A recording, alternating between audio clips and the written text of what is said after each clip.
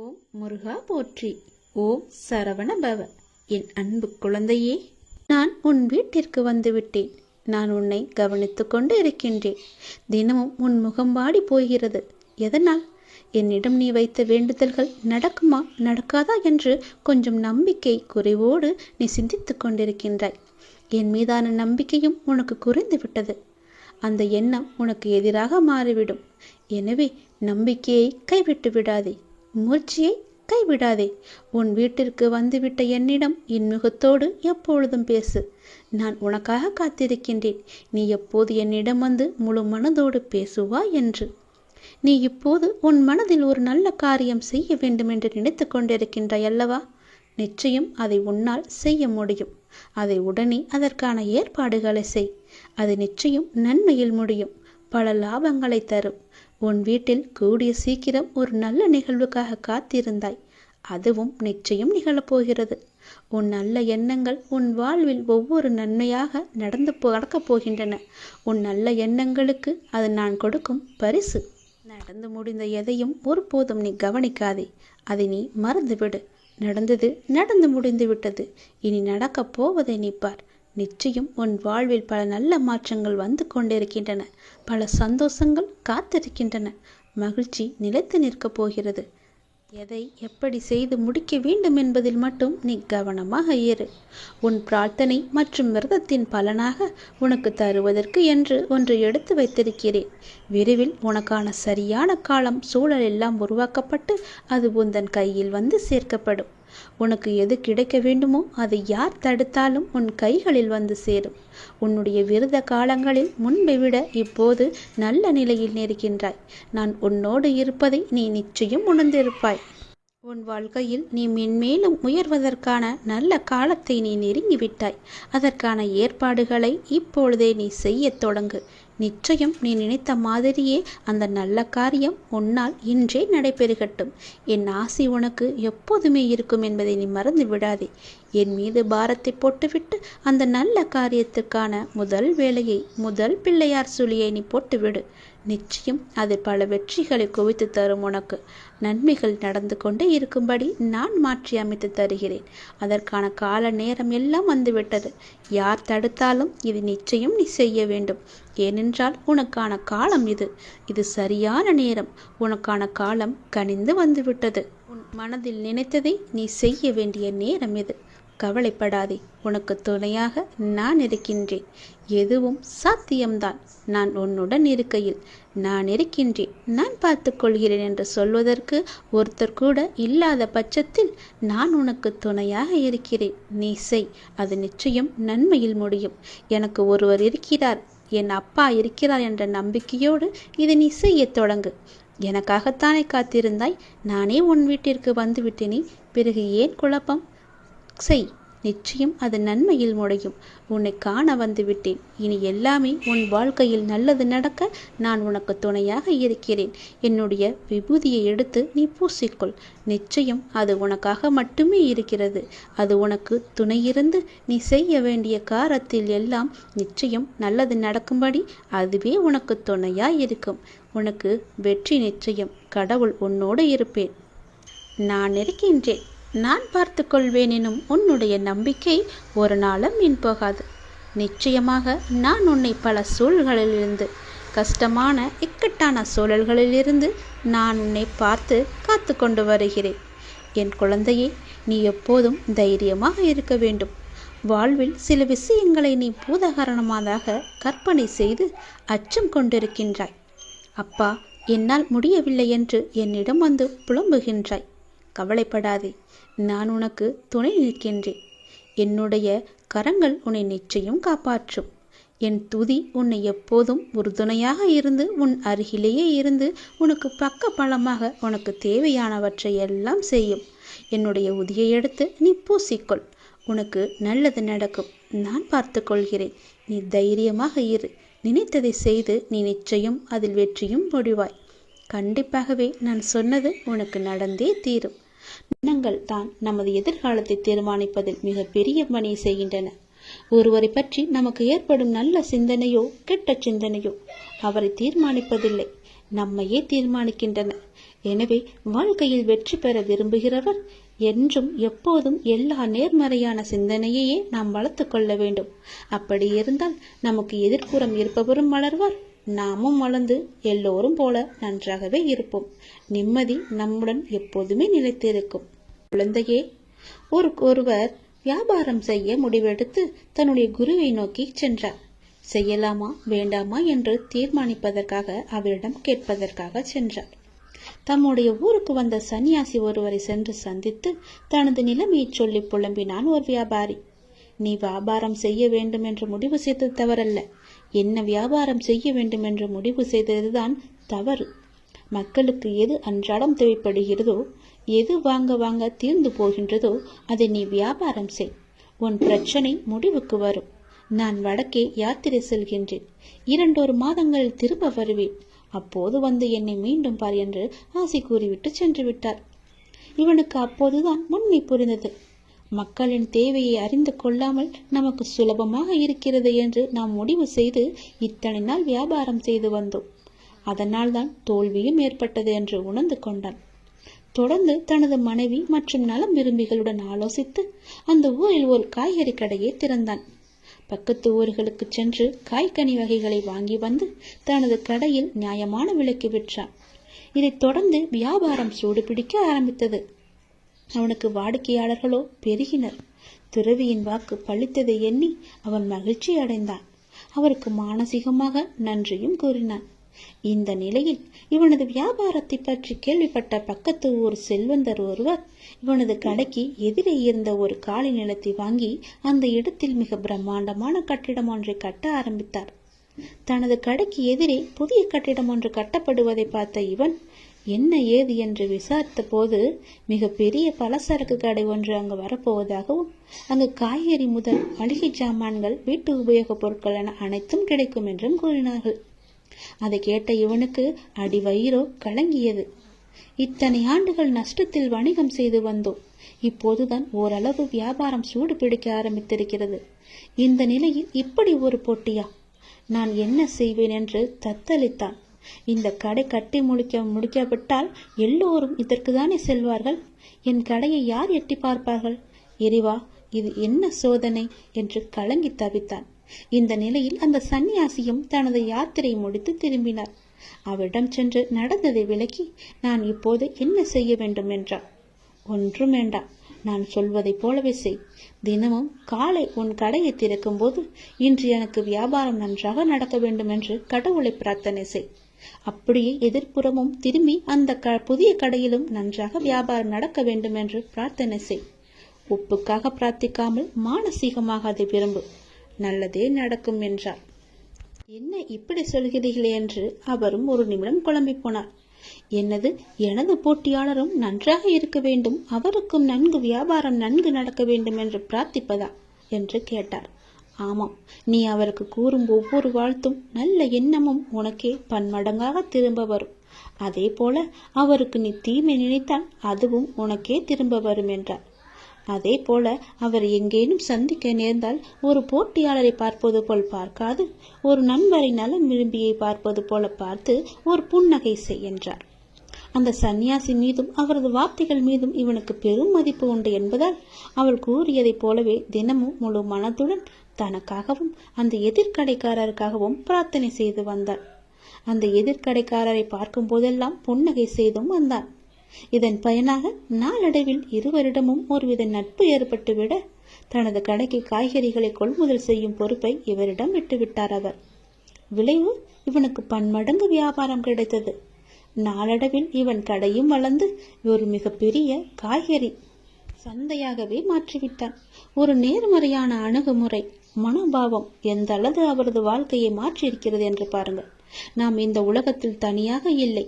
ஒவ்வொரு விஷயமும் ஒன்றுக்கொன்று பிணிந்தவைதான். நமது தான் நமது எதிர்காலத்தை தீர்மானிப்பதில் மிக பெரிய பணியை செய்கின்றன. ஒருவரை பற்றி நமக்கு ஏற்படும் நல்ல சிந்தனையோ கெட்ட சிந்தனையோ அவரை தீர்மானிப்பதில்லை, நம்மையே தீர்மானிக்கின்றன. எனவே வாழ்க்கையில் வெற்றி பெற விரும்புகிறவர் என்றும் எப்போதும் எல்லா நேர்மறையான சிந்தனையையே நாம் வளர்த்து கொள்ள வேண்டும். அப்படி இருந்தால் நமக்கு எதிர்ப்புறம் இருப்பவரும் வளர்வார், நாமும் வளர்ந்து எல்லோரும் போல நன்றாகவே இருப்போம். நிம்மதி நம்முடன் எப்போதுமே நிலைத்திருக்கும். அன்பு குழந்தையே, இந்த பிரபஞ்சத்தில் நிலையானது என்று எதுவும் இல்லை. மாற்றங்கள் மட்டுமே மாறாதவை. தினமும் நம் கண்களுக்கு தெரிந்தும் தெரியாமலும் எத்தனையோ மாற்றங்கள் நிகழ்ந்து கொண்டுதான் இருக்கின்றன. நம் வாழ்விலும் பல மாற்றங்கள் நிகழலாம். நீங்கள் மாற வேண்டும் என்று நினைப்பது இன்றே கூட மாறலாம். ஆகவே நம்பிக்கையை இழக்காதே. நமது சூழ்நிலைகள் நிரந்தரமில்லை. தோல்விகளும் நிரந்தரமில்லை. கஷ்டங்களும் நிரந்தரமில்லை. உன் கடன் பிரச்சனைகளும் நிரந்தரமில்லை. இன்றைய நிலை நிரந்தரமில்லை. அவமானங்கள் எதுவும் நிரந்தரமில்லை.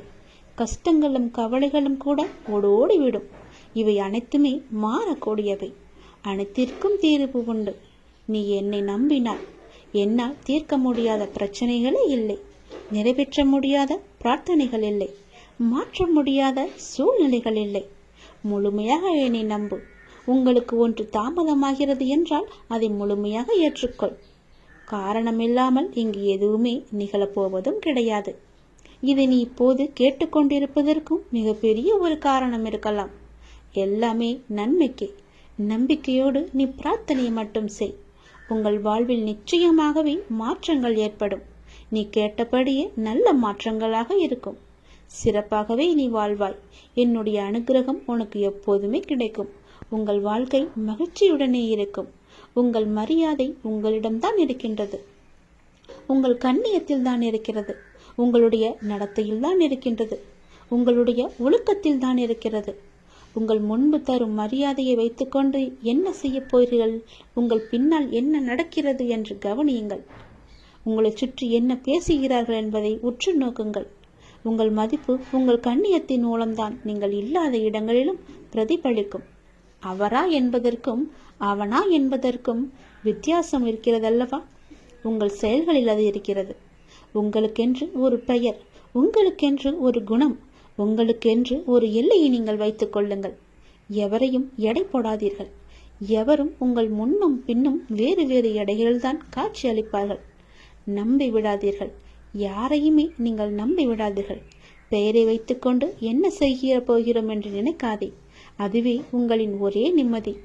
நாம் என்னும் உயர்ந்த எண்ணங்கள் நம்மை சிறந்த மனிதராக மாற்றுகிறது. நமது வார்த்தைகளை நம்மை விளைவி கொடுக்க வைக்கிறது. செயல்கள், உறவுகள் அனைத்தும் நம் எண்ணங்களின் உருவங்கள். உன்னதமான எண்ணங்கள் தான் நம்மை எப்படி என்று தீர்மானிக்கிறது. நம் ஆளுமையை அதிகரிக்கச் செய்கிறது. எண்ணங்களின் உன்னதத்தன்மையால் பரமமான இந்த உலகில் வசிக்கும் இறைவனை நம் மனம் அடைகின்றது. அவரது அருகாமையை ஆன்மாவின் அனைத்து தேவைகளையுமே பூர்த்தி செய்கிறது. தப்பிக்க முயற்சி செய்யும் போது சூழ்நிலைகளின் கடினம் அதிகரிக்கின்றன. நாம் அதை எதிர்கொள்ள துணிந்தால் சூழ்நிலைகள் பணிந்து சாதகமாக மாறிவிடும். ஆனால் ஆன்மீக மனோபாவம் மிகவுமே அவசியம். இதை நினைவால் உருவாகும் தைரியம் உண்மைக்கு வெற்றியை முழு பரிசாகவே தரும். அதனால் இதை நினைவால் எப்போதுமே இறைவனுடன் நாம் ஐக்கியமாகுவது போல அவர் மீது முழுமையான நம்பிக்கை கொண்டு ஒவ்வொரு செயலையுமே நாம் செய்து வந்தால் நிச்சயம் வெற்றி நமக்கு பரிசாக வரும். உன்னுடைய காரியங்கள் அனைத்தும் வெற்றி பெறும். உன் துயரங்கள், உன்னுடைய வியாதிகள், உன் கடன் சுமைகள் அனைத்தும் உன்னை விட்டு விலகப் போகின்றது. கூடிய விரைவில் நீ விரும்பும் எண்ணங்கள் நிறைவேறப் போகிறது. செல்வம் பெருகப் போகிறது. உனது வளர்ச்சியையும் நீ மகிழ்ச்சியாக இருப்பதையும் பார்ப்பதற்கு நான் உன்னோடு உன் வீட்டிற்கே வரப்போகின்றேன். துயரங்களின் தாக்கத்தை தாங்க முடியவில்லை என்று புலம்பிக் கொண்டிருக்கின்றாய். உன் பாரதத்தின் பெரும் பகுதியை நான் சுமந்து கொண்டிருக்கின்றேன். உன்னை நான் எந்த நேரத்திலுமே கைவிட எண்ணியதே கிடையாது. உனக்காக நிழலாக, என்றும் உனக்காக நீ செல்லும் இடமெல்லாம் ஏதாவது ஒரு ரூபத்தில் நான் உன்னை துணையாக வந்து காப்பாற்றிக் கொண்டே இருக்கின்றேன். மனதையும் வாக்கையும் செயலையும் ஒருமுகப்படுத்தி நேர்மையாகவும் முள்ளப்பூர்வமாகவும் நீ செயல்படுத்த பழகிக்கொள். அவ்வாறு நீ உன் வாழ்வில் செயல்பட துவங்கினால் உன்னுடைய துக்கங்கள் அனைத்துமே ஒரு முடிவுக்கு வந்துவிடும். அனைத்து துன்பங்களும் விலகிவிடும். உன் வாழ்க்கையில் என்ன நடந்தாலும் உனது நன்மைக்காக மட்டுமே நான் நடத்துகிறேன் என்பதை நீ நம்பு. என் குழந்தையாக நீ எதற்கும் எப்போதும் யாருக்காகவும் நீ பயப்பட வேண்டாம். எல்லாமே நீ விரும்பியது போலவே நல்லதாகவே நடக்கும். இது உன் அம்மாவாக, அப்பாவாக, உன் குருவாக என்னுடைய சத்திய வாக்கு. இது எல்லா மங்களங்களும் உனக்கு விளையப் போகின்றது. எந்த ஒரு சூழ்நிலையிலும் நீ கவலை மட்டும் நீ படக்கூடாது. எதிர்மறை எண்ணத்தை உன் மனதிற்குள்ளே கொண்டு வரக்கூடாது. எப்போதும் நீயும் உன் வீடும் நேர்மறையாகவே எப்பொழுதும் சூழ்ந்து இருக்கட்டும். நேர்மறையை மட்டுமே உனக்குள்ளும் உன் வீட்டிற்குள்ளும் கொண்டு வா. தன்னை நாடி வருபவர்களிடம் எந்த வித்தியாசங்களையும் நான் ஏற்ற இறக்கங்களையும் நான் பார்க்க மாட்டேன். தன் சன்னதியை அடைந்து கண்மூடி நம்பிக்கையுடன் பிரார்த்தனை செய்பவர்கள் மேல் தன்னுடைய பேரருளை நான் வியாபிக்க செய்கின்றேன். இன்றைய தினம் என்னுடைய பேரருளை நீ பெற்று வாழ்வாங்கு வாழப்போகின்றாய். சந்தோஷங்கள் பொங்க நான் உன்னை ஆசீர்வதிக்கின்றேன். என்னை சரணாகதி அடைந்தவர்கள் துன்பத்தில் விழும் தருவாயில் கூட அவரது கை கொடுத்து நான் தூக்கி விடுகிறேன். கைபிடித்து எழுந்து என்னிடம் வந்து விட்டால் போதும், நான் அவர்களை பார்த்து கொள்வேன். நிச்சயம் உன்னுடைய எதிர்காலம் மிக சிறப்பானதாக மாற்றித்தர நான் உனக்கு சத்திய வாக்கு தருகிறேன். கடந்த காலத்தை நீ கடந்து வந்தால்தான் எதிர்காலம் உனக்கு கைகூடி வரும். நடந்து முடிந்தது அனைத்துமே பாடம். அதை மீண்டும் மீண்டும் நினைத்து கொண்டிருந்தால் கண்முன் இருக்கும் வாய்ப்பும் கண்ணுக்கு தெரியாது போய்விடும். நல்ல திசை, உனக்கு நல்லதே நடக்கும். இந்த அப்பன் எப்போதுமே உனக்காக மட்டுமே இருக்கின்றேன். உன் நல்லதுக்காகவே நான் வாழ்ந்து கொண்டிருக்கின்றேன். உனக்கு நல்லது செய்யவே உனக்கு துணை புரிந்து கொண்டிருக்கிறேன். எல்லாவற்றிலும் நீ ஜெயிக்க என்னுடைய ஆசைகளையும் எப்போதும் நான் உனக்கு வழங்கி கொண்டே இருப்பேன். நல்லது நடக்கும். நான் உனது கோரிக்கையை நிறைவேற்றப் போகின்றேன். இரட்டிப்பு மகிழ்ச்சியுடன் நல்ல செய்தி சொல்லத்தான் நான் இப்போது வந்திருக்கிறேன். நீ இதை கேட்கும் நொடியே நீயும் உன் இல்லமும் சுபிட்சம் அடையப் போகிறது.